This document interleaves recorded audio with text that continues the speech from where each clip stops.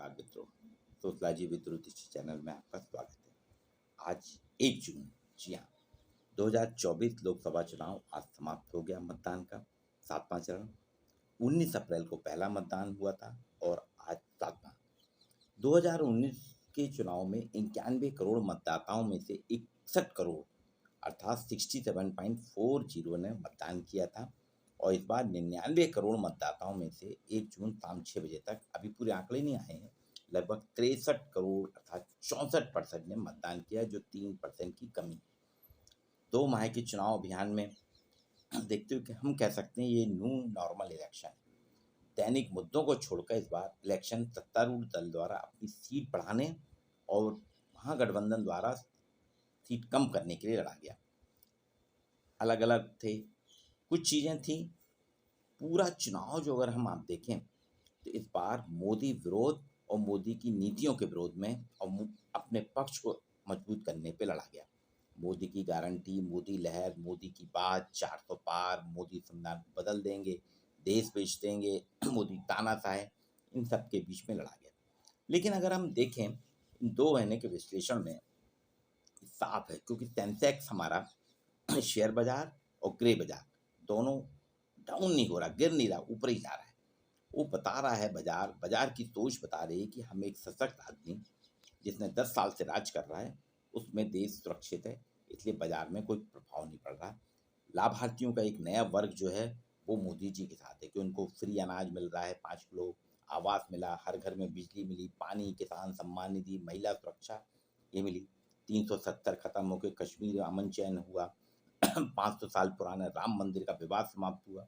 इस सब ने मोदी को एक मजबूती प्रदान की और उसने कहा कि हम 400 पार। हालांकि इसमें उनके साथी, उनके जो प्रत्याशी थे, लगभग 45% प्रत्याशियों ने मेहनत ही नहीं करी, वो मोदी के भरोसे हैं। जैसे महाभारत में पूरी मांडव सेना कृष्ण जी पे थी, उसी तरह से ये विपक्ष आपस में ही भ्रमित है। अब देखिए, कल ही मल्लिकार्जुन खड़गे जी बोले हम 273 सीट लेंगे, वहीं उनके ओबीसी जी हैं, बोलते हैं कि आएगा तो मोदी ही। सब इधर से उधर कर रहे हैं और आप देखिए एक गर्मी भी जबरदस्त है। कल ही थी एक न्यूज़ की, हालांकि मौसम विभाग बोल रहा है कि हमारा सेंसर खराब था। नागपुर 56 डिग्री, इसके पहले दिल्ली 52.9 डिग्री। इस बीच भी मतदाताओं ने वोट किया तो 67.4 जो था वो घट के इस बार 64% पे आ गया। अब अलग अलग पार्टियां आपस में, इसमें भी द्वंद्व है। ममता बनर्जी अकेले लड़ रही हैं, कम्युनिस्ट बंगाल में तो विरोध कर रहे हैं, लेकिन केरल में कांग्रेस और कम्युनिस्ट अलग लड़ रहे हैं। दिल्ली में आप पार्टी और कांग्रेस एक साथ है, लेकिन पंजाब में दोनों एक दूसरे के विरोधी हैं। इससे जनता के बीच में एक भ्रम है कि हम इनको क्यों चुने।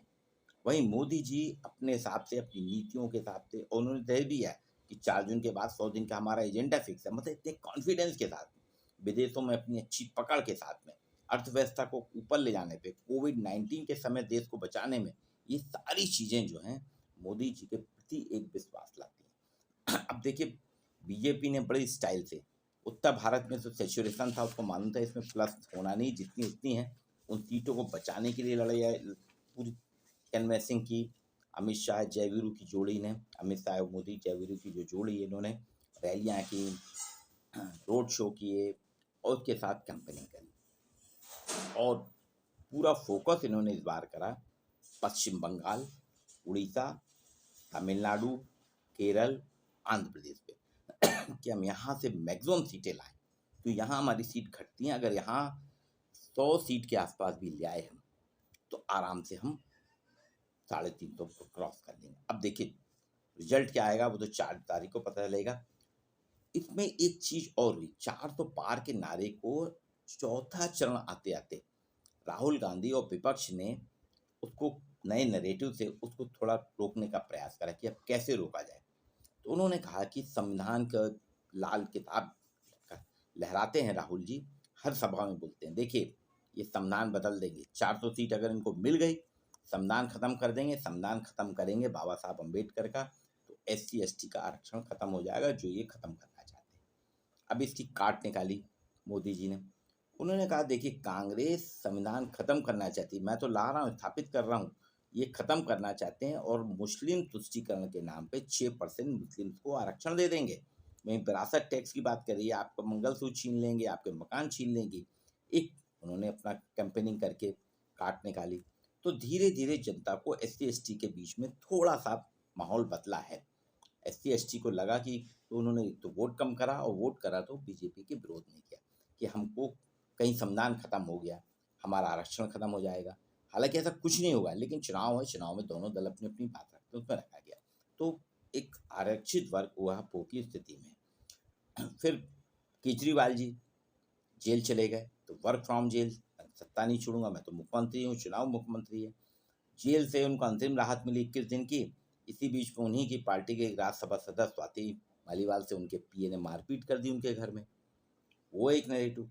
तो थ्रू के जो उनको 21 दिन मिले थे, 21 दिन में 7-8 दिन तो उनको सिर्फ अपने आप को कैंपेन को बचाने। फिर वो कह रहे हैं कि हमको जेल नहीं भेजा जाए, उसके लिए याचिका लगा रहे हैं।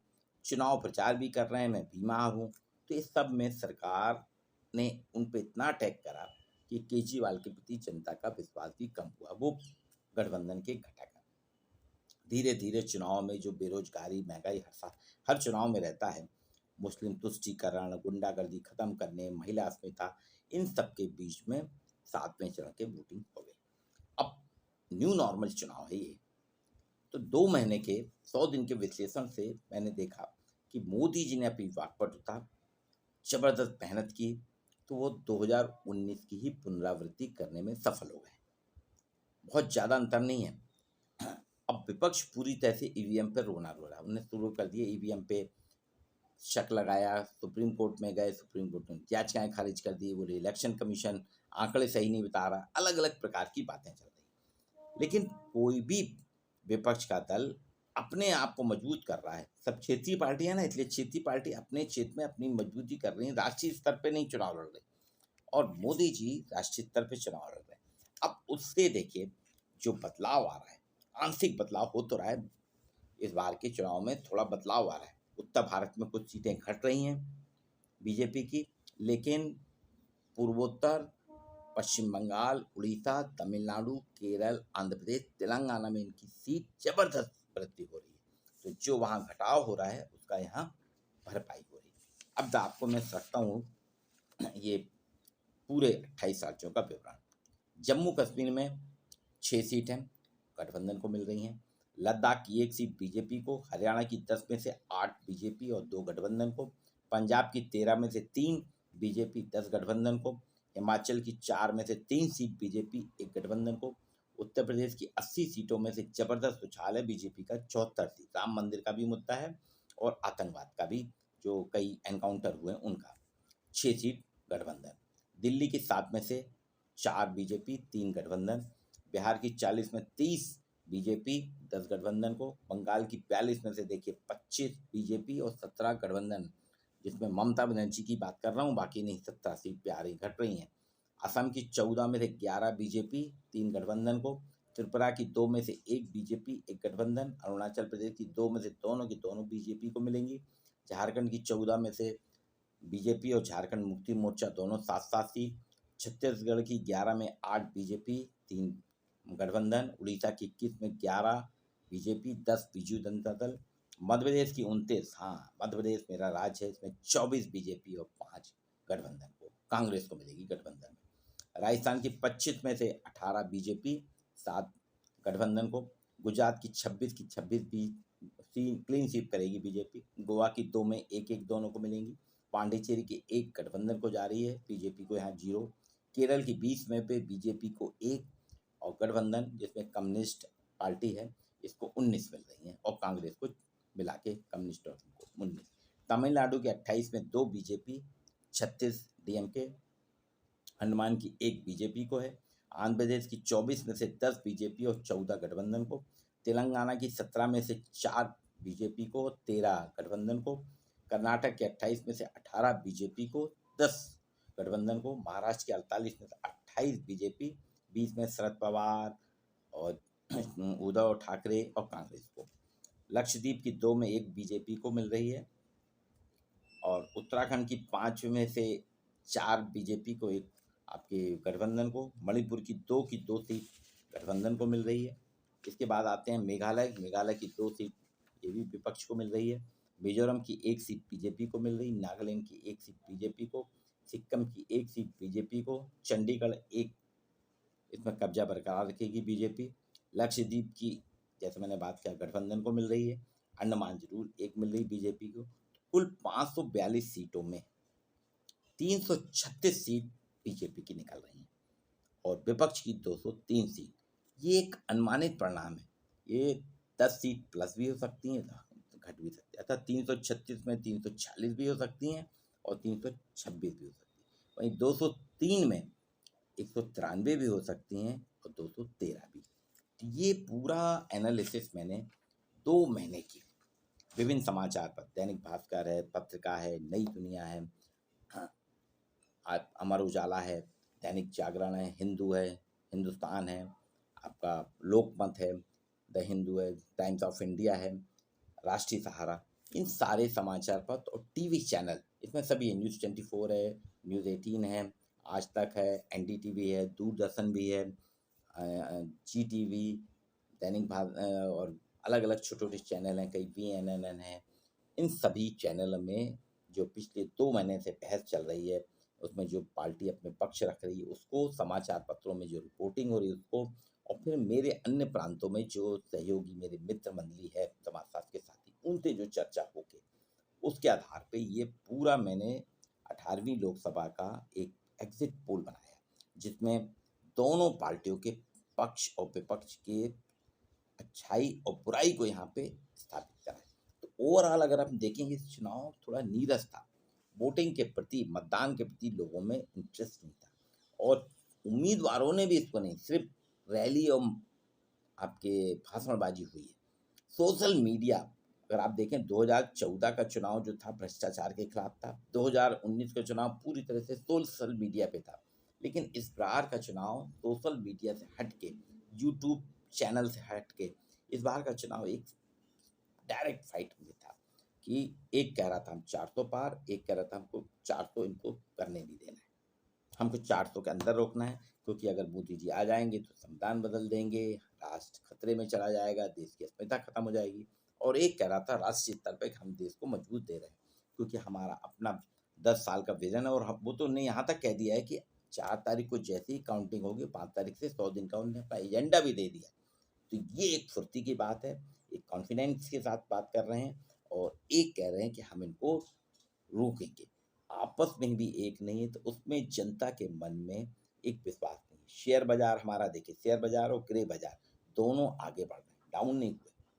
शेयर बाजार और ग्रे बाजार दोनों आगे हैं, इसमें कभी मार्केट में थोड़ी बहुत अप डाउन होती है, लेकिन एकदम से धराशायी नहीं हुआ, धड़ाम से नीचे नहीं आया। तो ये सारा विश्लेषण जो है 18वीं लोकसभा चुनाव का, इसको आप देखिए, मेरा एनालिसिस है।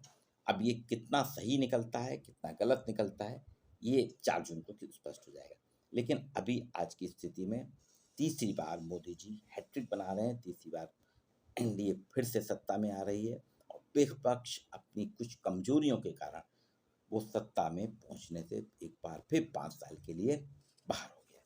बहरहाल चुनाव है, हार जीत होती है, दोनों पार्टियों को शुभकामनाएं और मतदाताओं को सबसे ज़्यादा शुभकामनाएं कि उन्होंने 45 से 48 डिग्री टेम्परेचर में भी बाहर निकल के वोट करा और 36% ने तो वोट ही नहीं करा है। अब उनकी कोई बात नहीं, लेकिन चुनाव आयोग को हम सभी को प्रयास करना होगा कि पर्यावरण की जैसे रक्षा के लिए हम लोग सतर्क हो गए हैं, वैसे ही हमको अपने मत की रक्षा के लिए 100% मतदान के लिए भी कुछ ना कुछ रणनीति बनाना होगी और ये चुनाव की प्रक्रिया गर्मी से अलग करना होगी। गर्मी का बहुत असर होता है, लोग बाग घर से निकल नहीं पा रहे हैं, 48 डिग्री टेम्परेचर है कई जगह उत्तर भारत में। तो आप सभी को शुभकामनाएं, वीडियो को लाइक कीजिए और शेयर कीजिए।